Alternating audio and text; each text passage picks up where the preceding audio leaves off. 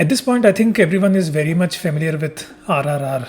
It's been one of the highest grossing movies to come out of India, made over 1300 crores worldwide, has won an Oscar, and basically skyrocketed SS Rajamouli's popularity across the whole globe. And a lot of people from other countries took notice of this, and for many non Indians, this movie essentially became a gateway into the Indian cinema, which is great. That's amazing. And there is countless reviews done on VFX, action scenes, etc. etc. So you already know all the great parts of this movie. It's all well and good, but then just because a movie has won so many accolades or done so well at the box office doesn't really excuse it from any further examination. So since the internet is filled with so many videos talking about the great things about this movie, and now that enough time has passed and all the hype is dead, let me do the opposite and explain to you why RRR kind of sucks. A quick disclaimer before we begin.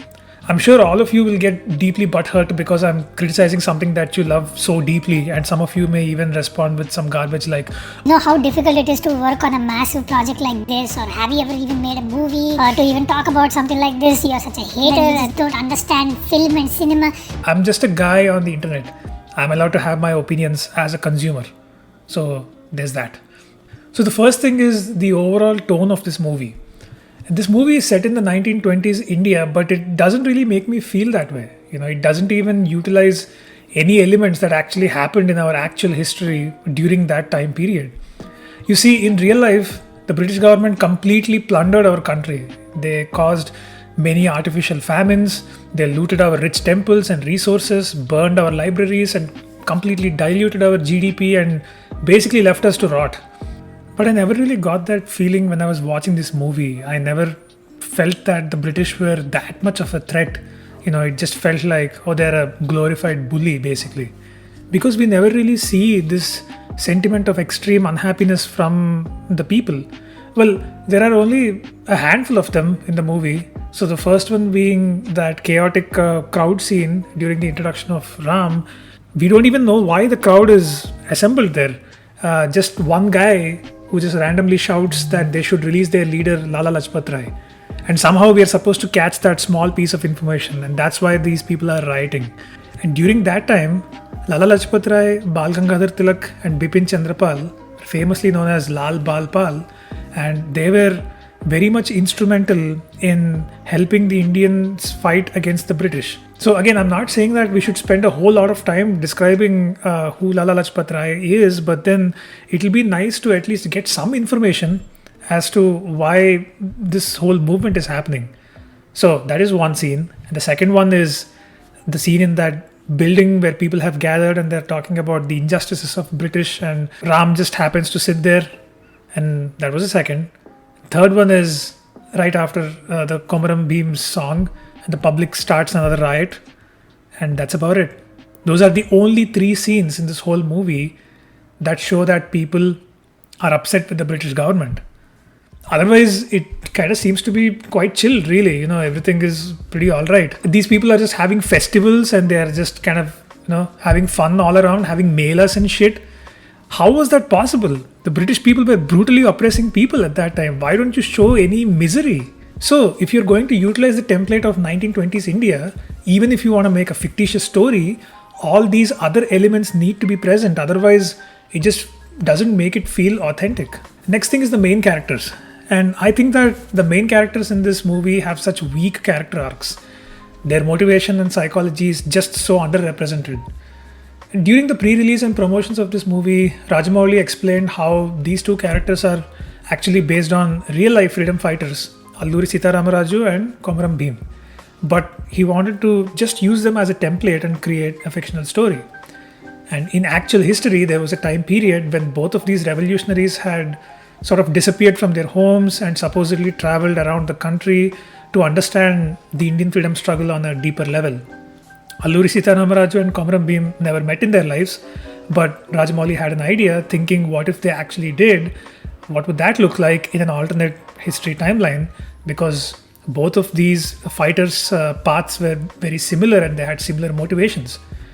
And that is a brilliant idea, and when I first heard that, I could immediately picture a lot of potential there, and I was excited because You could show a lot of interesting dynamic between these two fighters, explore ideologies, themes of sacrifice, fighting against oppression, etc. etc. But we got none of those things. See, I'll give you an example. In our real history, Komaram Bhim had actually come up with the slogan Jal Jangal Zameen, which basically became a call to action for all the tribesmen to revolt against the British and the Nizam forces who were controlling the resources of the land of Gonds during that time period. So now in RRR, SS Rajamouli describes Ram to be this kind of like an elemental force of fire, while Bhim is like water. So maybe we could have had one scene where both of them are brainstorming together and they come up with this slogan, because this kind of summarizes both of their viewpoints in one sentence, and it becomes like a war cry for all the tribesmen and all the people to revolt against the British. And this would have actually solidified both of the characters' motivations really well. But instead, we get this one lackluster scene, which is basically the final shot, the very last shot of the movie, where Ram and Bhim just hold up this flag together that says Jal Jangal Zameen. And that's the only piece of information that we get.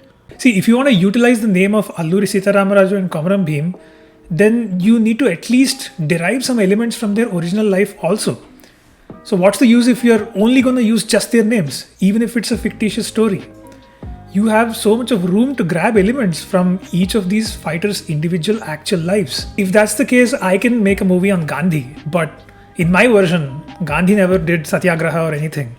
But in my timeline, Gandhi actually enhanced his body with adamantium claws and fought against the British right next to Avengers and rode a Batmobile during Dandi March. How does that sound like?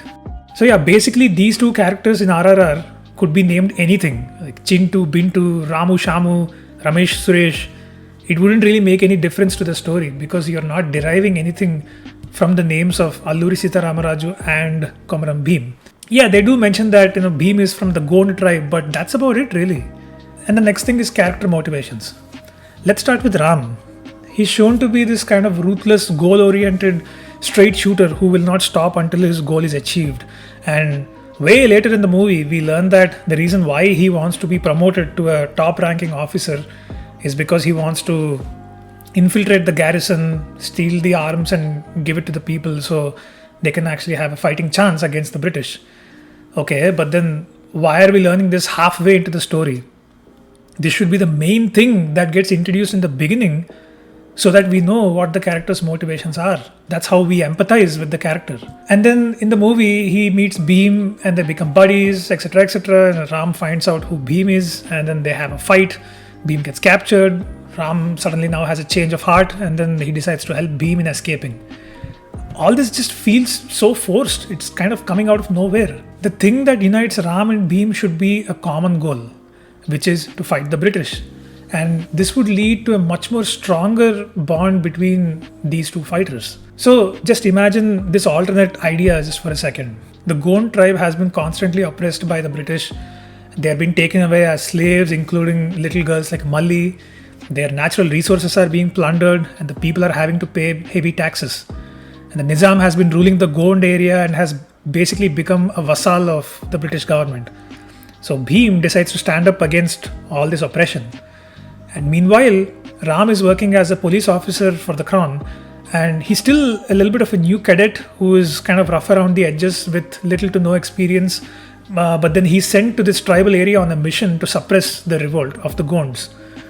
And during one of these conflicts, he gets trapped by the tribesmen. And during this time, the whole community is throwing insults at Ram, calling him a traitor because he's an Indian, but he's still working with the enemy. But it's Bhim who actually sees a sort of kinship with Ram, and he discovers the actual reason as to why Ram has been working with the British. And Bhim tries to convince the whole tribe on why they should be trusting Ram and how he will be a very crucial part in gaining access to weapons and stuff like that. So you see, something like this would create a way more of a strong bond between these two fighters because now they have a common enemy. And this also opens up doors for much more complex character growths. But instead, in RRR, how did the two meet for the first time? Ram wants to capture Bhim. He doesn't know how he looks like. He runs into his friend at this meeting. A chase happens. And then Ram and Bhim meet at this bridge because they both want to save this child. Okay, that just seems pretty weak. And the way the relationship of Ram and Bhim is shown, it's pretty corny. And yeah, there is a lot of bromance and everything, but I'm saying it could have been done in a much better way. You could have actually had a montage of Ram and Bhim doing many things like ambushing the British, or Ram learning some guerrilla warfare techniques from Bhim, or Ram teaching the Gonds on how to use the guns, and Ram and Bhim together helping the community and kind of building that trust among the tribesmen. And this would actually show how they actually built a strong bond with each other. But instead, what did we get?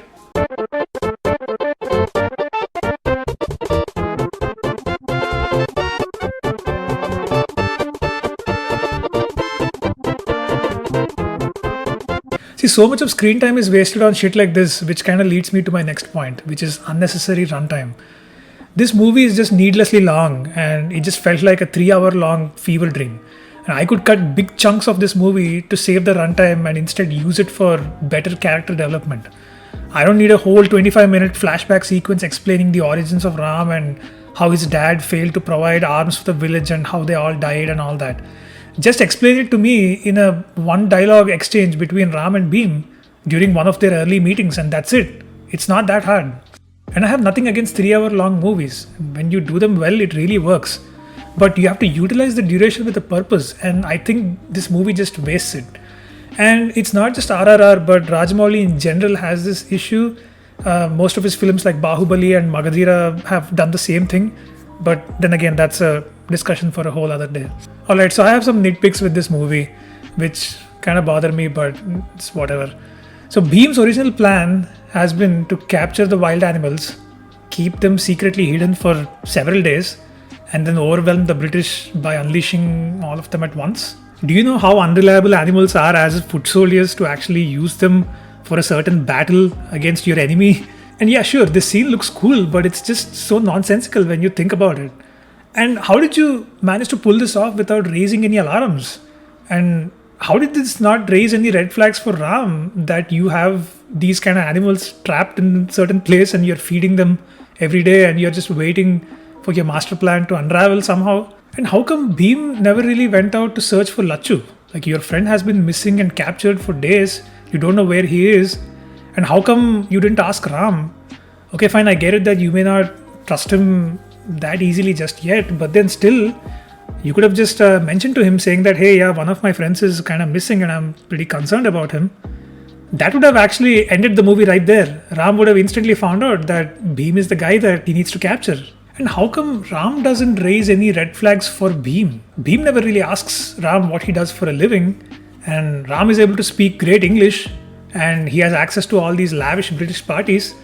This did not raise any suspicion to Bhim. Besides this, the movie suffers from Rajamouli physics, and some are pretty dumb, like how Scott is in the midair and grabs the gun and shoots Ram, everything at the same time, but he is kind of frozen in the air.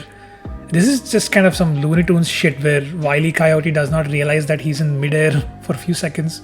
And you know that scene where Ram is actually tortured and trapped in one of the British prisons, and the way that Ram and Bhim find each other is Bhim just has to tap the ground to the same rhythm as the intro for Natu Natu. So the song that they dance to, Bhim has to tap that on the ground, and Ram is able to hear the reverberations from the upside and then somehow figure out that, oh yeah, Bhim is here. I swear, this is just so dumb. So Ram up to this point has been rotting in this solitary confinement, beaten, tortured and everything, and now suddenly he has the strength to take on like a huge bunch of soldiers, do backflips and shoot with double shotguns.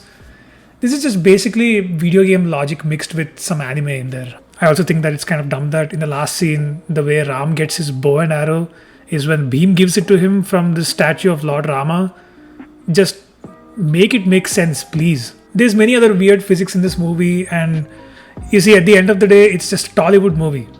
You have to turn off your brain and just clap like a seal in the theaters when watching this. And that's the thing, this movie is supposed to be watched in a theater with diehard fans clapping and cheering, but upon close examination, it just kind of falls apart. S.S. Rajamouli is definitely good at one thing. He knows how to cater to the masses and how to get people's asses into the theater and how to make blockbusters.